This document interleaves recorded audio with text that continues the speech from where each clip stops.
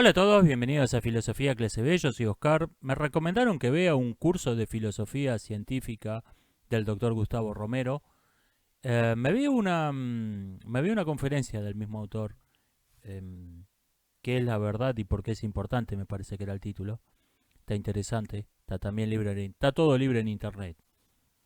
Un seminario de 20 y pico de horas, totalmente gratuito en línea, buenísimo. Lo voy a ver cuando pueda, gracias por la recomendación. Quería comentar algo que estuve pensando mientras veía la sección de preguntas y respuestas de esa conferencia. No algo que comentaron ahí, ni siquiera algo que dio a entender el conferencista entre líneas, sino algo que me puse a pensar por una pregunta que le hicieron. Todos conocemos el típico manejo de los curanderos de si no me tienen fe, que había un humorista que lo parodiaba eso en Argentina. Y todos sabemos lo sospechosa que es una terapia o un método para seducir mujeres o para ganar dinero, para lo que sea, que tiene la sospechosa propiedad de que solo funciona cuando uno suspende el pensamiento crítico, cuando uno suspende su escepticismo. Si no, no funciona. Esa sospechosa propiedad tiene que hacernos desconfiar de inmediato.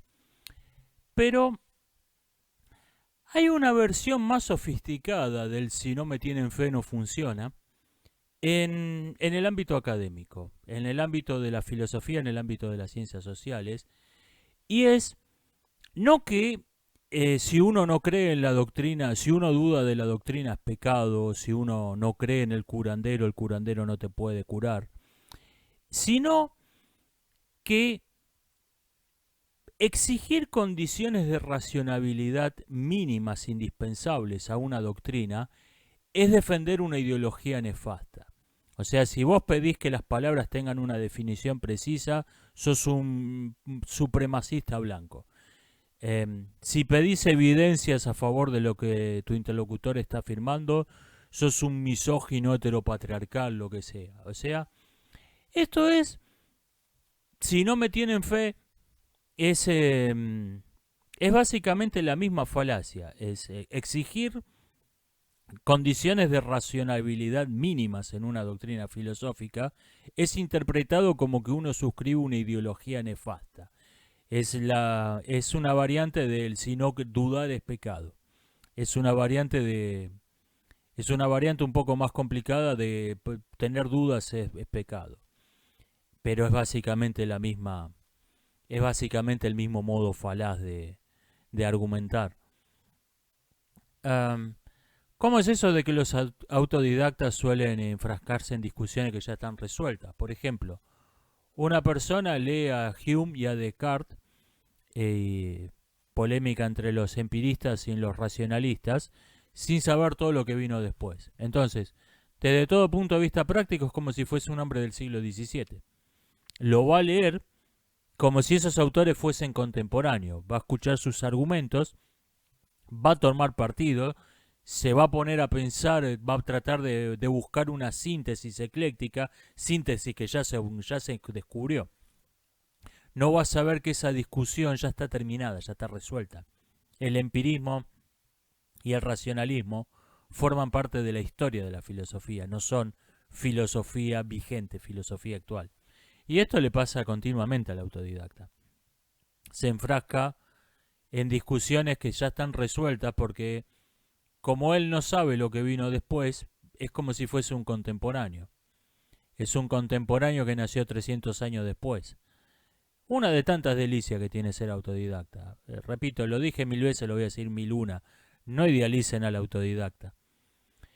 Um, ¿Qué pienso de quienes dicen que bueno, esta idealización que hay de los presocráticos? Vean, está esta doctrina, está esta idea. La doctrina suena como bajada de línea ideológica, es decir, demasiado. Está esta idea de que estuvieron estos genios en Jonia y en Italia, eh, que anticiparon lo que iba a ser la ciencia moderna y estuvieron milenios anticipados a su época, y después vino el pensamiento socrático con Platón y Aristóteles, dogmático, acrítico, y entró la humanidad en un periodo de dogmatismo que duró siglos y del que salió recién en el Renacimiento, cuando se retoman las ideas de los grandes pensadores de Jonia. Simplemente no es verdad. A ver, eh, estos grandes pensadores que solo conocemos por fragmentos. Pregunta, si tenemos tantos fragmentos como para tener una idea general de lo que estaban diciendo, es porque se los citó un montón. Si tenemos cientos de fragmentos, es porque hay cientos de libros donde los citaron. Las ideas de estos tipos, de los presocráticos, se discuten, se critican, se mejoran, se abandonan, se integran en sistemas más complejos por parte de las escuelas de Platón, de Aristóteles, se siguen desarrollando las ideas, toman otro curso, etcétera.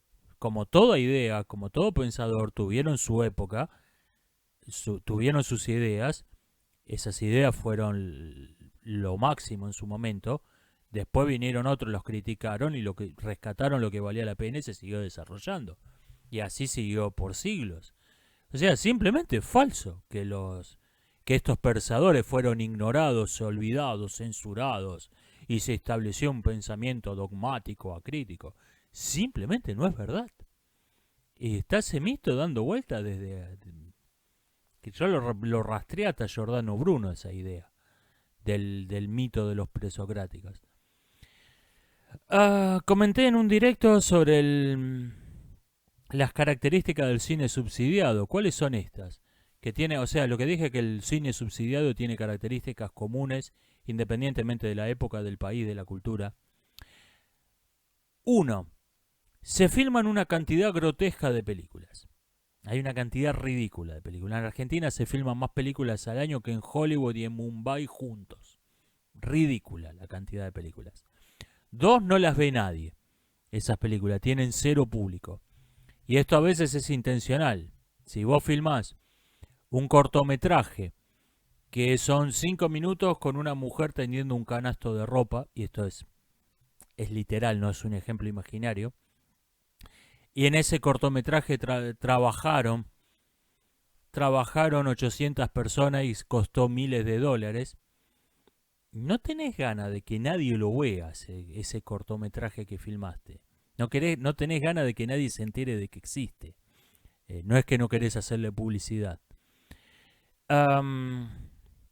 3. Hay un notorio desgano. A nadie le importa un carajo lo que está haciendo. 4. La bajada de línea ideológica es lo primero.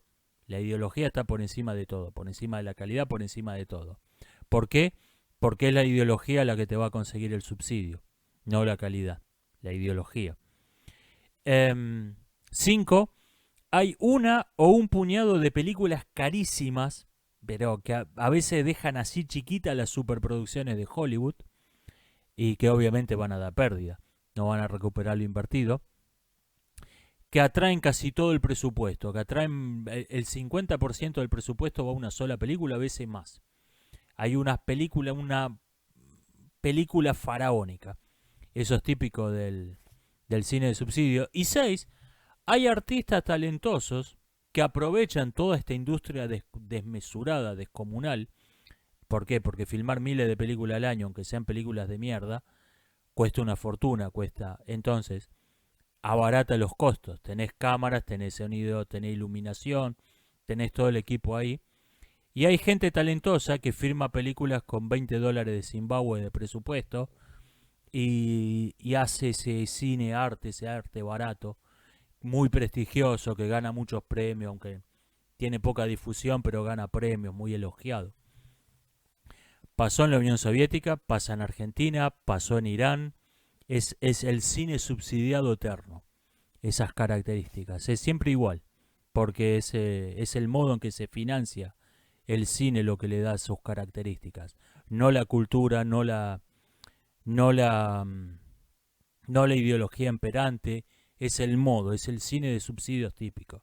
Y yo comentaba que estas características las estoy empezando a ver todas en Hollywood. Hollywood está agarrando todas las características, tiene el álbum completo, no le falta una figurita. Todas las características del cine subsidiado. ¿Qué pienso del término diversidad sexual? Neolengua. Diversidad sexual es neolengua. ¿Por qué no me gustan los manuales de filosofía? hay una cosa que no me gustan de los manuales de filosofía. El lector de un manual de filosofía lee a un autor, y que no es un clásico, a un autor desconocido, y después que comenta 50 filósofos, y después se lee a esos 50 filósofos de primera mano, y su interpretación y su visión de la historia de la filosofía está totalmente contaminada por la visión que tiene un autor secundario, un autor de poca importancia. Eso es lo que no me gusta de los manuales de filosofía. ¿Son una herramienta útil? Sí. Pero yo prefiero cuando alguien me pregunta qué libro le recomiendo para iniciarse en filosofía, siempre le recomiendo el discurso del método de Descartes o de la naturaleza de los dioses de Cicerón. Directo a la fuente, no recomiendo manuales. ¿Existe neolengua de derecha? O sea, vendría a ser un término que la definición no te permite una segunda interpretación. Puede ser, no logro pensar un ejemplo. Pero me dicen progre, pero progre es abreviatura de progresista, tiene una definición puntual, no. Y es un término además tomado de la izquierda. No sabría poner un ejemplo, pero sí puede ser que haya neolengua de derecha. Libro de historia que recomiende, especialmente de historia venezolana, no puedo hacer ninguna recomendación. Siempre recomiendo la historia de la guerra del Peloponeso de Tucídides, es un ejemplo magistral de cómo estudiar los hechos históricos, ese libro. Y después no podría recomendarle lo que me pide. ¿Qué diferencia hay entre invasión y conquista? La conquista tuvo éxito. O sea, toda conquista es una invasión, pero no toda invasión es una conquista. ¿Qué pienso de Keynes? Que fue el teórico del Fondo Monetario Internacional. Es un pensador interesante que está muy tergiversado. Se usa el término keynesianismo como eufemismo para referirse a las políticas clientales, al repartir choripán y planes sociales para llevar a la gentuza a que voten al partido que le ordenen. Eso son políticas keynesianas. No, eso es política bananera. Keynes es totalmente inocente de eso. Pero es un autor interesante. No tengo un conocimiento profundo de él. ¿Qué pienso del cómic argentino? Ya que hablé del tema de los cómics y me piden que le mande saludos a su esposa Rebeca. Saludos, Rebeca. En otros no estoy familiarizado con lo último. En otros tiempos era muy bueno. Yo cuando de chico leí al Hombre Araña, Iron Man. Me parecían la verdad que bastante boludos los cómics de superhéroes. Pero sí recuerdo historietas como Sabarese, como Gilgamesh el Inmortal. Ahí había una estupenda historieta. Lo que ahora llaman pulp. Creo haber leído toneladas de esas de historietas. Era muy lector de historietas de niño yo.